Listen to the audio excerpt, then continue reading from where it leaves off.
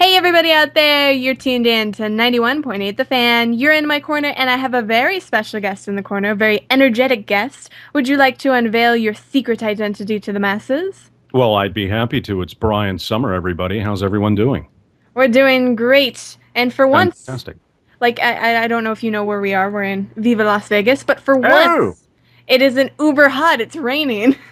Well, I made some calls. I hope you don't mind. So I took care of that. Oh, okay. Yeah, Perfect. just to make sure you guys were comfortable. Wonderful. Thank you Yeah, so much. my pleasure. Yes. You're probably in California, I'm assuming.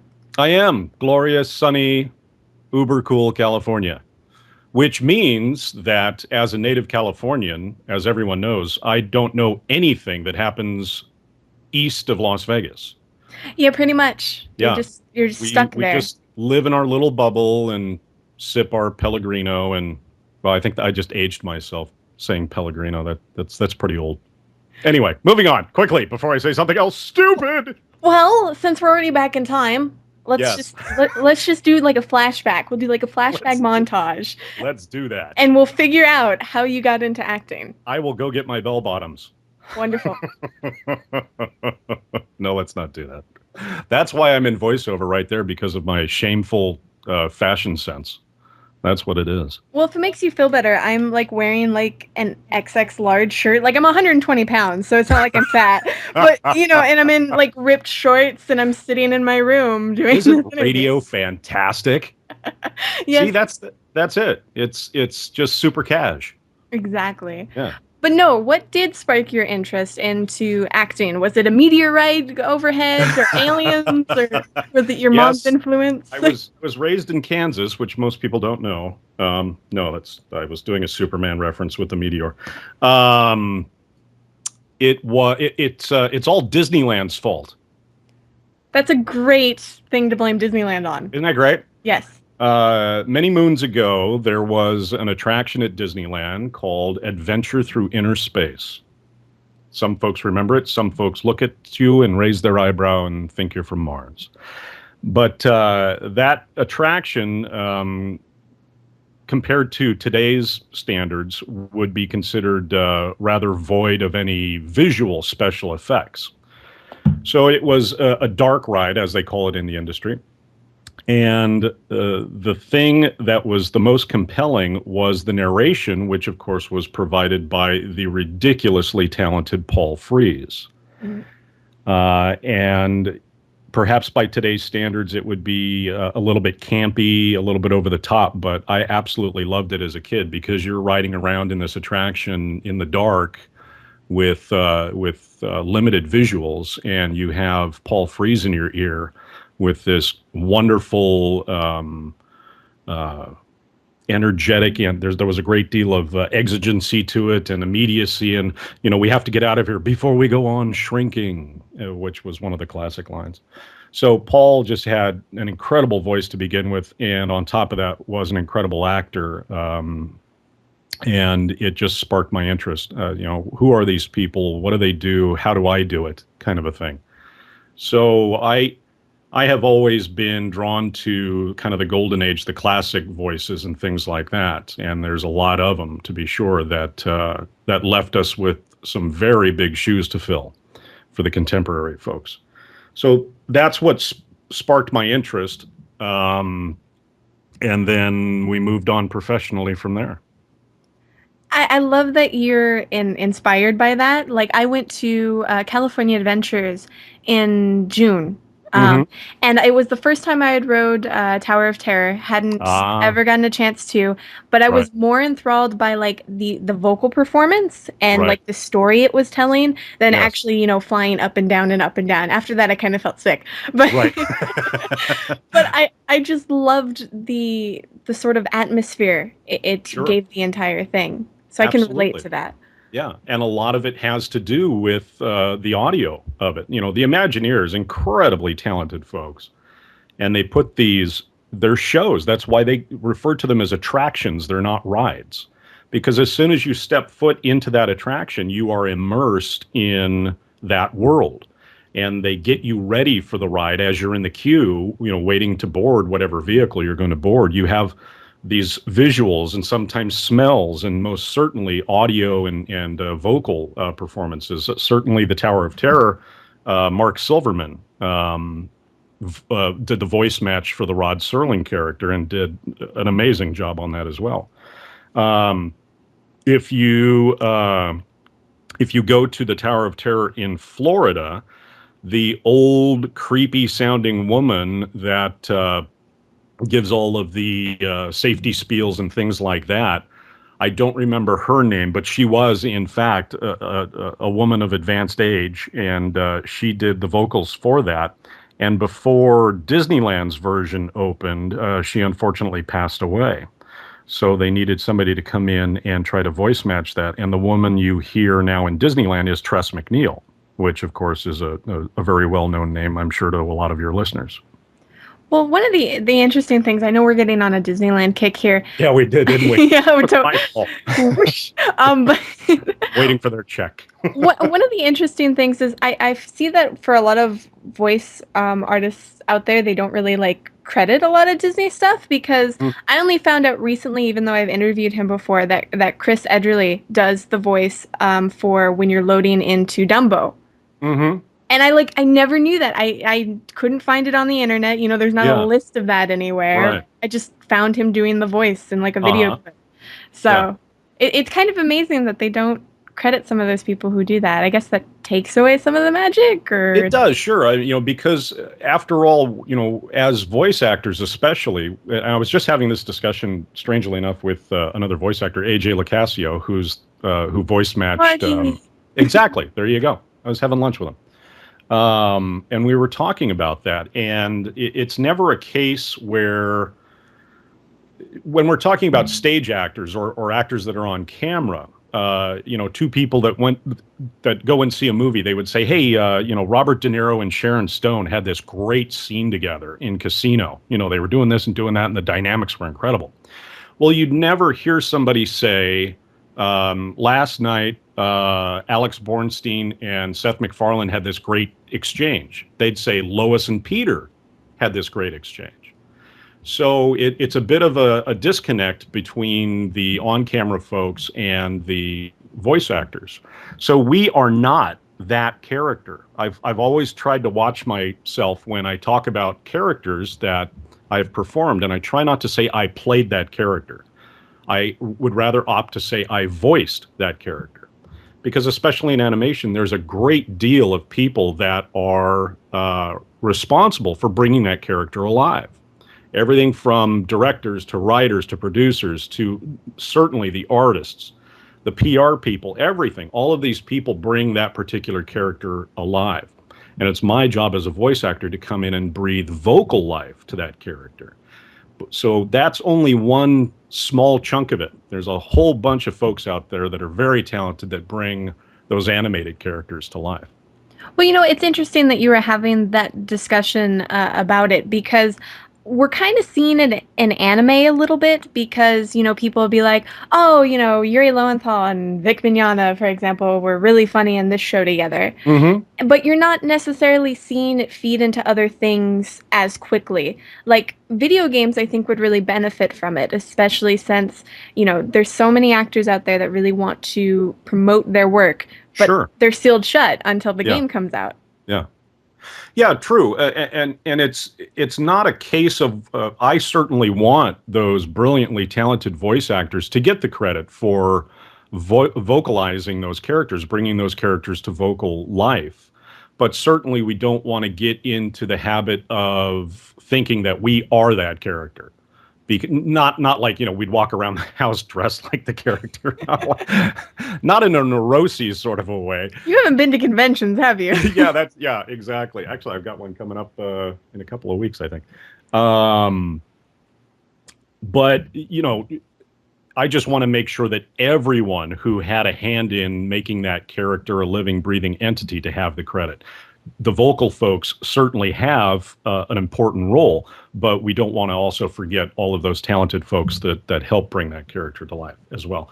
Yeah, it seems more and more that voice folks are getting credit, and they're kind of, pardon me, coming out of the closet, and it seems to be something that more and more people are talking about. And I certainly appreciate that. Absolutely. I mean, anytime you can, somebody can say, hey, you did a really good job on that. Well, thank you very much. I always appreciate that, especially the fans, because I've always said that ultimately I work for the gamers or the audience of a particular piece, especially games, because these are usually franchises. And if my performance isn't appreciated or it isn't quite the cup of tea of the majority of the gamers, chances are I'm probably not going to come back or be asked to come back. So ultimately, I work for them. The producers write the checks and the directors tell me what to do, but ultimately, the gamers are my boss.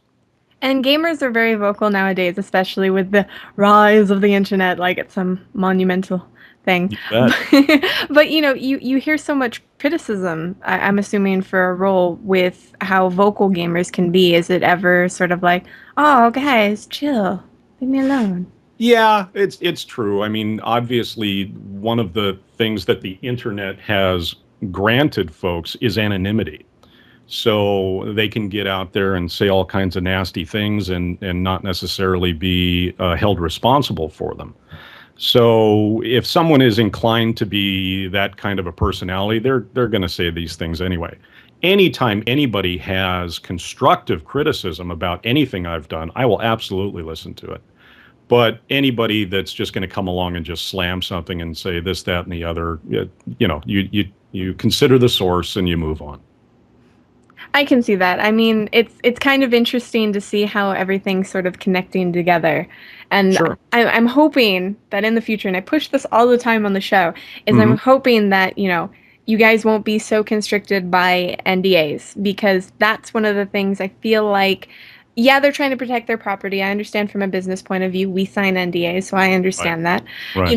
But you guys can do so much to promote it. You guys have your own fan base. Yeah, it's Hmm. not Nicole Kidman's fan base, but it's still a fan I'm base. not so sure I'd want Nicole Kidman's fan base. They just want you for your body. Exactly. Oh, that's another reason I'm in voiceover.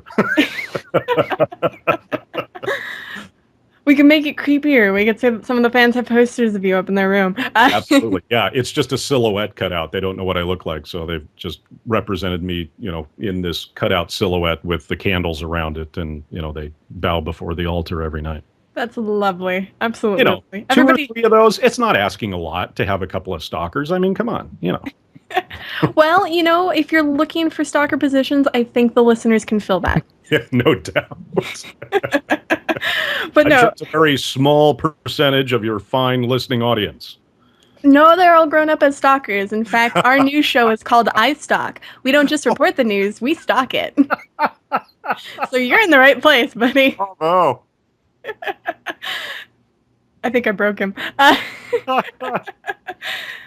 Well, actually, going back to video games, Yes. one of the really interesting things about video games is that you're mostly doing death cries and reaction sounds a lot of the time. Yeah. Do you actually enjoy that, or is that straining for you?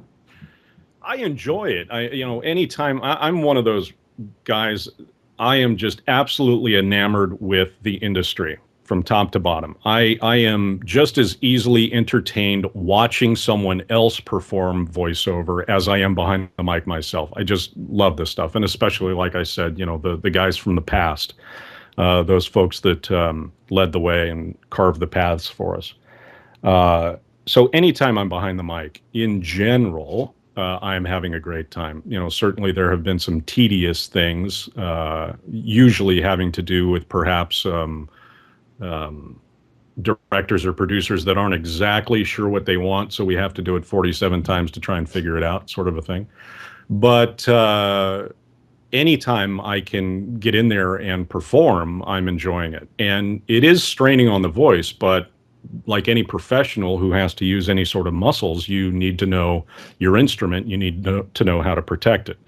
And, there has to be some recovery time. You're not going to want to do those back to back too often. Like Diablo 3 just recently came out. The incredible folks over at Blizzard, the way they handcraft their games, it probably took 3 or 4 years to get that game out.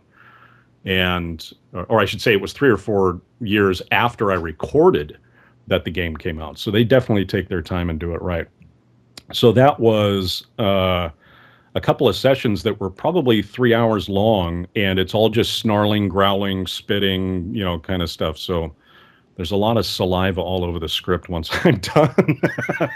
Well, I do have your official resume here, and it does have demons, creatures, and nasty beasts. So, Yeah, assorted nasty beasts. Yeah, right. And that's it's a great workout too, because it can't just be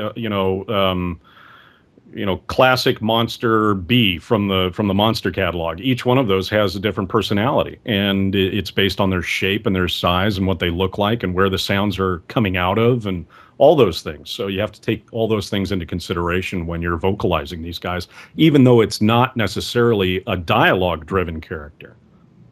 well, now for those sorts of characters, have you ever had an instance where you've lost your voice or you couldn't perform as well? Yeah, we whenever you're doing a session where it calls for what they call impact sounds or combat sounds, you always take care of that list of things at the end of the session. You want to make sure that you get all your dialogue out beforehand, and then we save all that nasty snarling and screaming and dying stuff for the end, to just to make sure that you don't blow out the voice. But certainly, you know, especially if you were doing one the day before or something like that, and you're coming in and you didn't necessarily have enough time to recover from the last one, there have been some incidents. But it's usually remedied with a 10-minute break and some quiet time and some tea or some water or something like that, and it bounces back pretty quickly. Well, it sounds like you have a very full voice. Like Why, thank you. so to me that's the kind of voice like if you were struggling with something you could really hear it. Sure, absolutely. Yeah. I Hmm. could I could be wrong though. With me, the only time my voice doesn't want to do anything is Right. when I've yelled at people enough. Usually the staff members, and then my voice is kind of like, okay, it's done. Where's my latte? Stuff like that. Yeah. Replace it with Dr. Pepper, Yes. the right caffeine. Yes. This water is 32 degrees. I wanted it 34.7. It was stipulated in my contract. Chris, these are notes you should be taking Yes. in the background. Yes, Absolutely. that's my producer, by the way, for people who don't know. Yay, Chris. Yay, Chris! Making sure everything runs the right way. Yes. But now, a lot of the games that you're in have been some pretty, really popular stuff. One of the ones that's really popular right now with a lot of our listeners and just a lot of the general populace, like it just seems like it's exploded, is League of Mm. Legends. Yes. Yes, indeed. And I was absolutely unaware of what this thing was going to become when we were recording. And just recently, another voice actor who's featured in that game, Adam Harrington, um, he's been kind of putting the word out. Have you guys seen what this game has become? And I was talking about a convention coming up. It's the 11th and 12th in San Francisco, the IGN IPL Face Off. Hmm. And a handful of us have been invited to that. I think we're going to do a little panel thing or something or other. But yeah, I don't think anybody knew what this thing was going to be, and it has just grown legs, many, many legs, and has gone just out the door. Well, have you gotten a chance to see any tournaments for yourself, whether it's sitting at home and like watching a stream or something like that? No, this is the time for me to make a confession that the last time I had a game controller in my hand was when Atari first came out. So, way back then. Hey, I have my Atari 2600 in the closet. Don't Well, there worry. you have it. Just drag it out, dust it off, and shout to the heavens, "I am Atari player." Uh, so the actual game, the that side of it, I just wasn't really aware of all this stuff, and I had no idea until very recently that people played this stuff professionally. These huge, because I think the League of Legends final championships are coming up in October, and it's in Los Angeles, and the purse is like $5 million.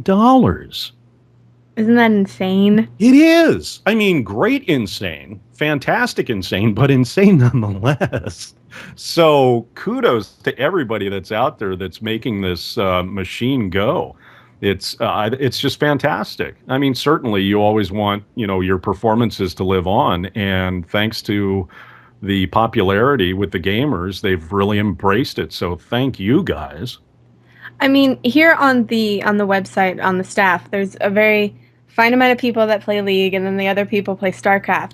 And Mhm. I'm on the StarCraft side, sorry, Okay. but we've seen that kind of explode since we play all types of Asian music, Right. especially in Korea. Like Uh, StarCraft is like some sort of national like pastime. there's StarCraft Day.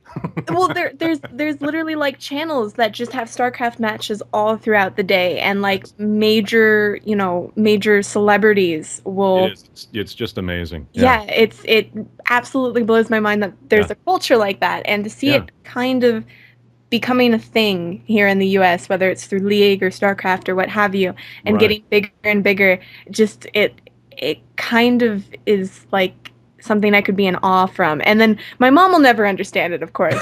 If she sees something like that getting big, she's gonna be like, "What's this? This isn't bingo," or whatever she likes. Is that your best mom impersonation? Um, no, It's pretty close. it would be It's pretty Jackie, Jackie. That would probably be my better mom Well, impression. it's the modern day version of what I used to do as a kid. I was in the backyard with the neighborhood friends playing cops and robbers with nothing more than a loaded index finger. Bang bang, you're dead, fall down.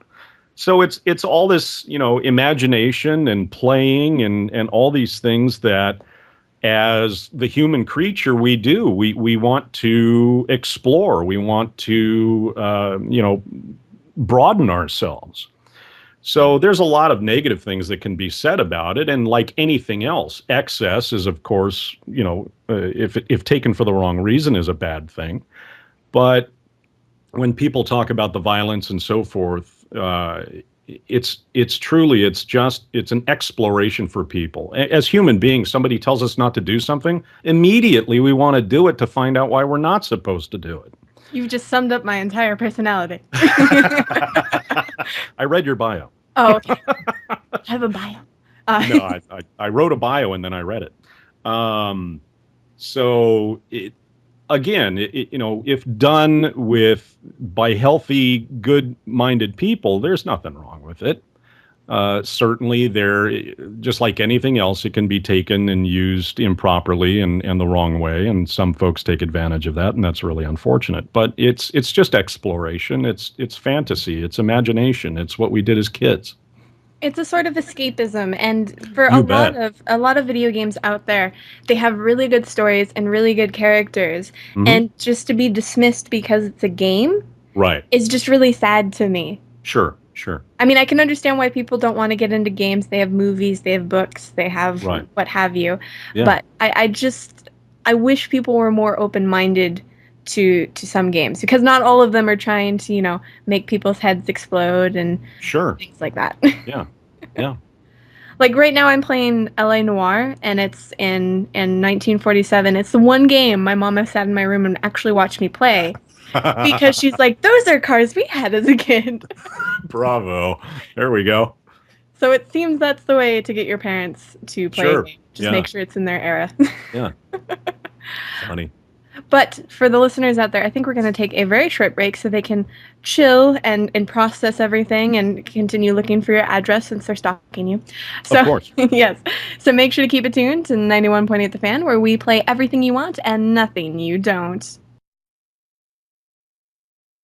Hey, everybody out there, you're tuned in to 91.8 The Fan, and my special guest is still here. I hope so. Hello. Oh, he is, and he's Australian now, and I can't do an Australian accent, so why did I try? I took a little trip, so And that's a pretty quick trip in about 5 minutes. it was, yeah. Well, I took I couldn't come up with anything. The thing that goes really fast. That's what I took, yeah. A DeLorean? Sure, yeah, let's go with that. Okay. I borrowed it from AJ Locascio. Wonderful. Well, then I would think you'd borrow the hoverboard from him. Yeah, that would have been much better since we're going over water. Yeah. Oh, no, it doesn't work over water, right? No, it Yeah. doesn't. Well, We'll try something new. Yeah. Maybe there's a new edition that came out. Who knows? We'll ask Sure. him We'll later. get a hold of Mattel and find out. Yes. It's kind of lame. I have a Marty McFly jacket. Nice. I totally do. One day, because I don't have a checkered shirt. I want to be like femme Marty McFly at a convention. Martina McFly. There you go. Well, it sounds like a rapper or something. Martina McFly. Or Actually, maybe a woman's tennis player. Martina McFly. We're going to work on that and get back to you folks. well, since we're mentioning conventions, you said that you have that one coming up, but do you have Hmm. anything else coming up at all? As far as conventions go, that other champion, or I guess it's the final, the grand championships. That's in October for League of Legends. Other than that, no conventions on the horizon that I've been made aware of. Well, now is this your first chance to go to an event and interact with fans who are fans of the game, or not?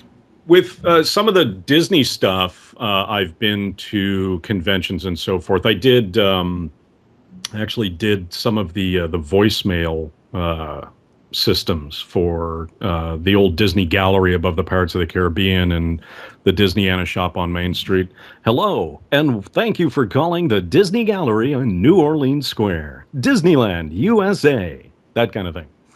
And then there's a ton of Disney podcasts out there that I've done some work for as well. So I've been to a couple of those kind of conventions, but this will be the first ridiculously huge, out of control Gonzo gaming convention that I've been to.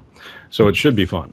Well, I will say I'm so happy that there are no webcams involved in this call because I you couldn't hear anything because I didn't make a sound, but I totally put my hands up together when you did Disney voices. So like, ah! Disney is like my retard button. Like, that's You what and me both. okay, I good. I almost grew up there. I was there all the time as a kid, and I still am there 3 or 4 times a year probably. So I'm just as much of a Disneyland nut as you are. Okay, awesome. Because Yeah. every time I go, I'm a little kid and I'm like Disneyland every Yeah, 5 seconds. Like, absolutely. It's I tell people it's the safe deposit box for my happy thoughts. oh, How perfect. about that? There you go. Put that on a postcard.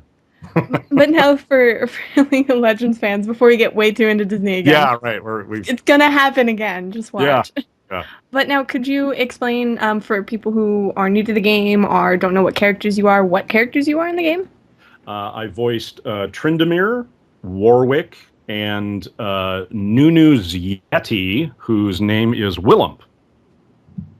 Willump. Willump, yeah. And actually, I didn't even know. I just recently did an interview with a gal by the name of Lily, who's a League of Legends super fan.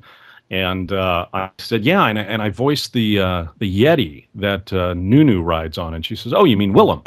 I said, I didn't even know he had a name. So now I know. I will give League of Legends one thing. They name their characters the most interesting things Yeah, possible. absolutely. And they give them great backstories and everything else too. So it's kind of a fully fleshed out character. Well, now here's my question, since Yes. it seems the fans are you've seen the fan reactions and Hmm. whatnot on the internet. Is there any character of yours that people seem to be fond of the most? I think in League of Legends, I think Tryndamere has probably the biggest following, and Warwick would be a close second. It all depends on kind of what you're looking for. Tryndamere is a great character for a voice actor because his all of his power comes from him being really angry all the time.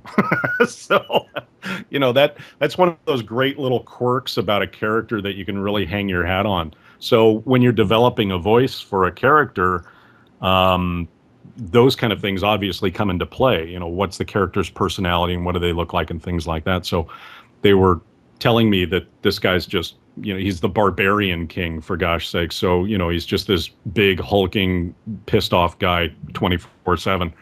So I'm thinking to myself, well, who's the most pissed off person in the world that I can think of? And immediately you think of a New York cab driver, right? So, hey, get out of the way. What are you doing there? Hey, come on. I'm trying to get to the bridge. Come on. So you take that voice and, you're talking like this, and then you take the accent off of it and you drop it down a little bit. And you've got Tryndamere. So it's kind of a fun little progression with how we find the voices of these characters or develop them. And Trindamer's got that really gravelly kind of sound, and then Warwick being much darker, and he's this giant werewolf for gosh sakes. So you take Trindamer's sound like this, I am your worst nightmare. And if you take that same kind of placement, you put it more towards the back of the throat. It's only fun when they run. And then you've got Warwick. So same kind of placement with the voice, but based on who the character is and what the personalities of the character are, you shift it around to accentuate those personalities. Warwick's a much darker, kind of bloodthirsty character, and Trindamer's just this guy that's really angry with the world. Well, I hope that people had their headphones on for when you were doing Warwick, because I didn't know what voice that was. I didn't know what to expect, and so suddenly I was like, oh. Ooh. Yeah. I thought I should be scared, like somebody's behind me with an axe or something. I would like to really quick kind of go in a different direction really quickly, because I want to make fun of the staff members who said something horrible in the IRC chat. And, they were like, oh God, is she going to tell them that I didn't go to Disneyland with them? We had a staff member, his name is Zero, is what people call him. Yes. His real name's Court. I hope he doesn't mind me saying his real name, but he didn't go to Disneyland. And I'm telling you now. And ha! My gosh. Well, it's a good thing Court's not on the air right now. You'd be disappointed with him, wouldn't you? Yeah, absolutely. I mean, that's just it's unforgivable.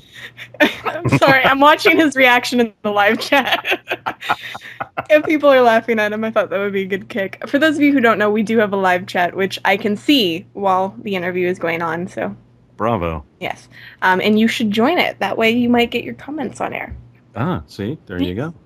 But for the listeners out there who want to keep up to date on what you're doing, is there anything you're working on that you can talk about, or anything that recently came out that you want them to know about? We just wrapped up Walking Dead with Telltale Games, based on the TV series. Well, actually based on the graphic novel that the TV series was based on.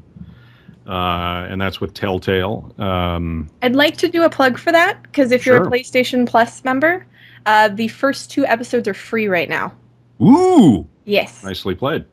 Yes, I've grabbed them. I haven't gotten a chance to play, though. Run, don't walk to your nearest computer terminal and get the free Walking Dead. Yay, Disneyland.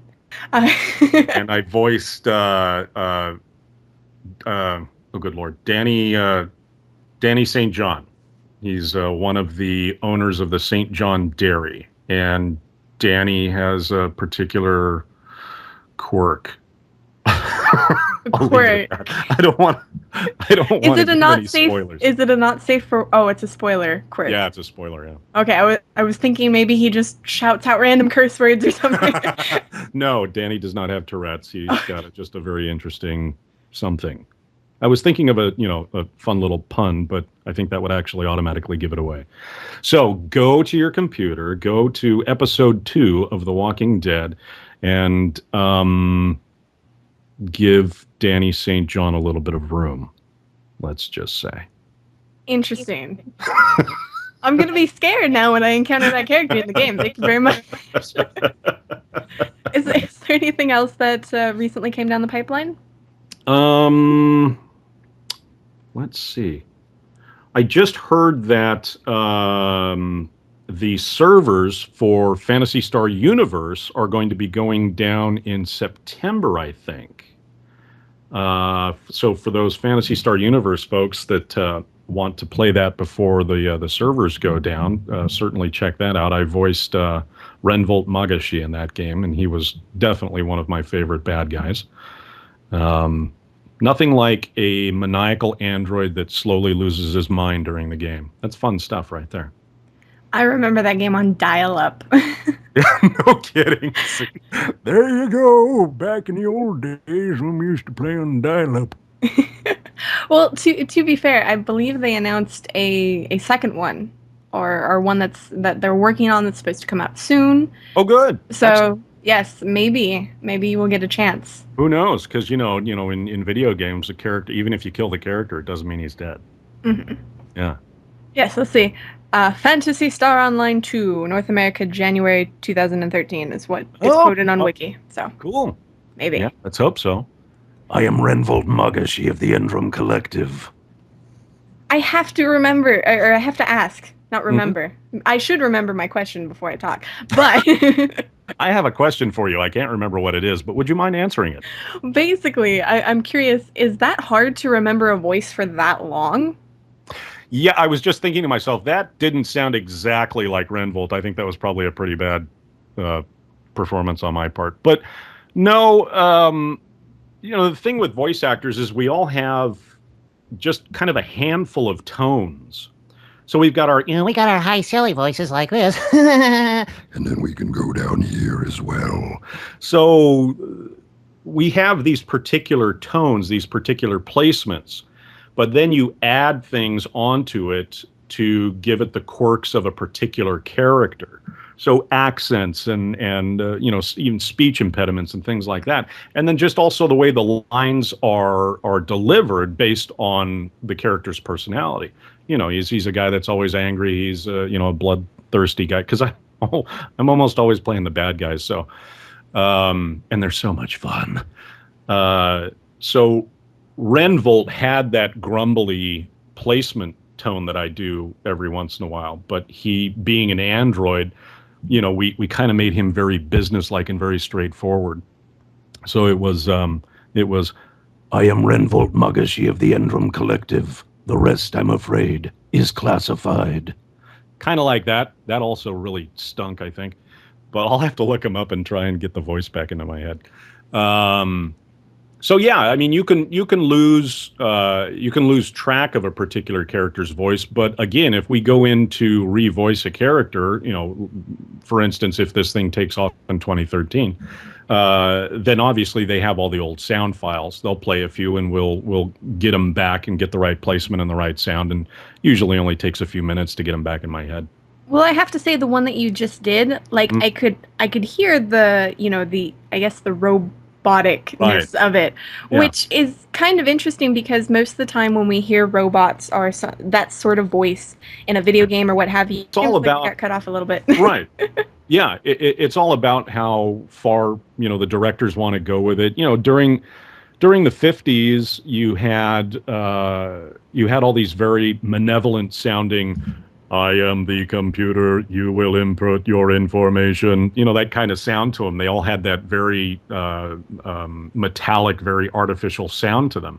And then along comes Stanley Kubrick with 2001, and we have Hal, the computer Hal, and brilliantly voiced by Douglas Rain. And they went completely opposite of archetype with Hal. He had a very soft, very almost bordering effeminate voice.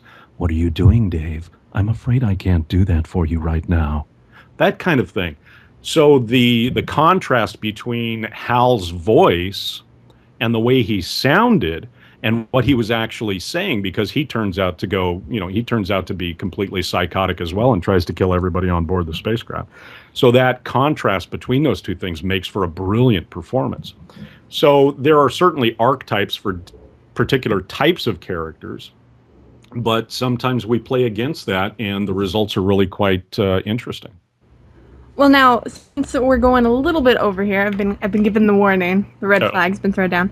Is there any other place where the listeners can keep up to date on what you're doing? Do you do social media? Do you Facebook? Do you Twitter? Yeah, I'm on the Facebook, Brian Sommer voiceover.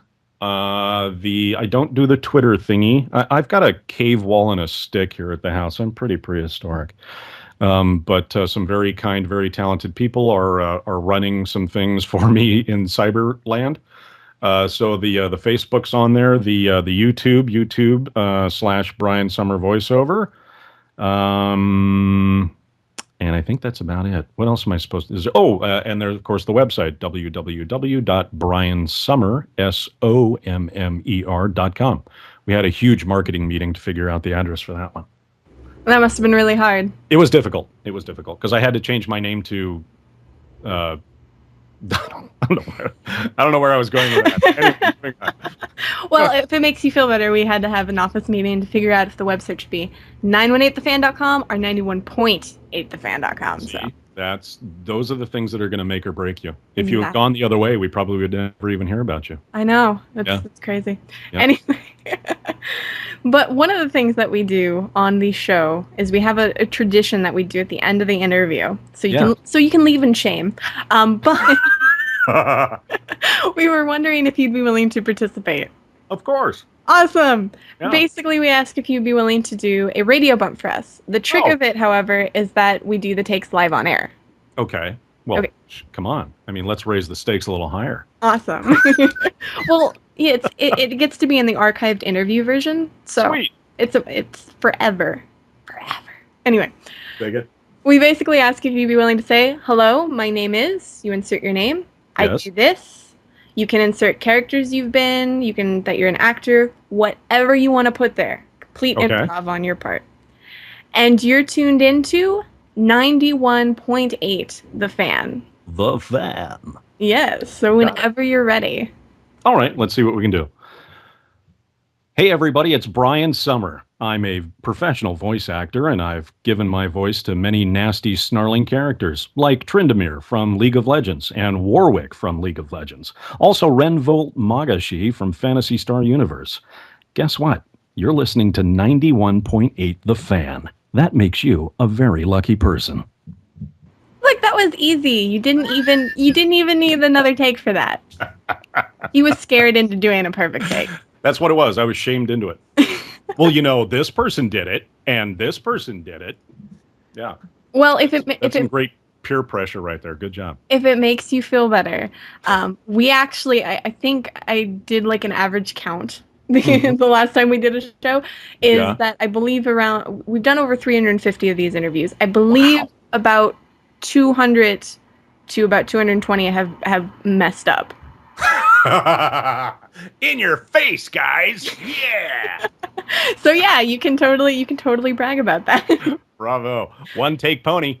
Is there anything else that you'd like to tell the listeners out there? I love each and every one of you. Short, simple, sweet, and that's Yeah. all you need. Yes. Keep gaming, guys. Keep enjoying the performances, and whether it's good or bad, I'm always interested in hearing what the players and the gamers and the audience have to say, because, like I said, ultimately I work for you guys. So keep at it. Enjoy. Well, thank you so much for this. This was a ton of fun. Excellent, Jackie. Thanks so much, and thank you, Chris, for making me sound better than I really deserve by turning those knobs. And for anybody out there that might have missed the interview, don't fret. You'll find it on the website within the next few days. So keep your eyes peeled to 918thefan.com and your ears tuned to 91.8 The Fan, where we play everything you want and nothing you don't.